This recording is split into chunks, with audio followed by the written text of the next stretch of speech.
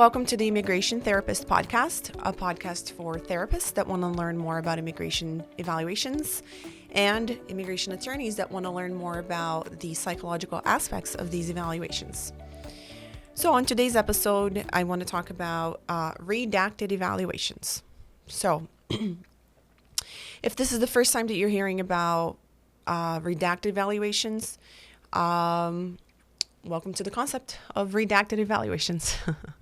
So what this means is, for us, master's level or, clinicians and specifically social workers, this isn't something that we typically learn and hear about in schools in grad school, because we don't really, for example, I did a clinical social work program, so it wasn't focused on evaluations.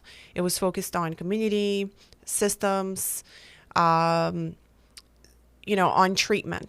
And we didn't really learn about evaluations, and we briefly learned about biopsychosocials, which is the social worker's assessment of a client, but it's not a psychological evaluation like, for example, PhDs or PsyDs learn about.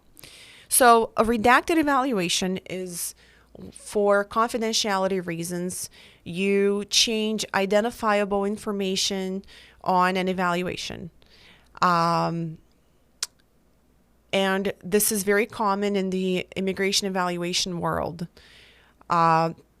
specifically when it comes to attorneys. I've worked with a lot of attorneys that, in the beginning when we were establishing a professional relationship, actually the first time we spoke, the phone calls ended by them asking for a redacted evaluation. And what I did was like I said, I changed the identifiable information, obviously such as name, date of birth,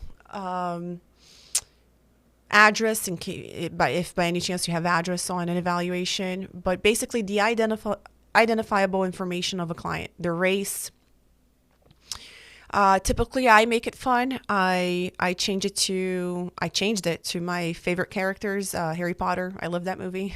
So when it was a female client, I changed it to Hermione, and the name to Hermione. And when it was a male, I changed it to Harry Potter. So some of the attorneys enjoyed that.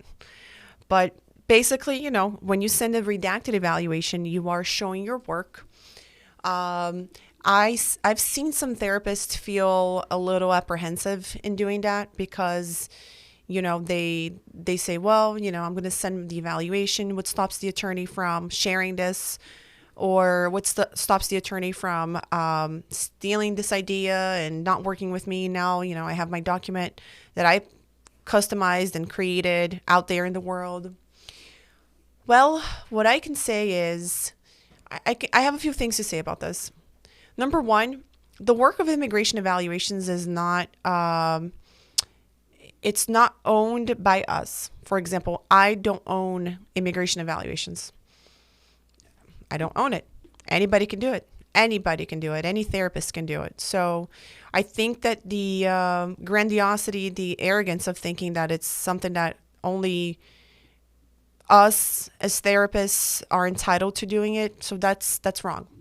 That's not a mindset that I recommend having, because it creates scarcity, and it creates, honestly, in my opinion, it kills our creativity. For example, I've had many opportunities to work with other therapists in actually sharing our work, obviously not HIPAA information, but I've had opportunities to grow as an immigration therapist, by sharing my information, sharing my techniques with other therapists and them doing the same.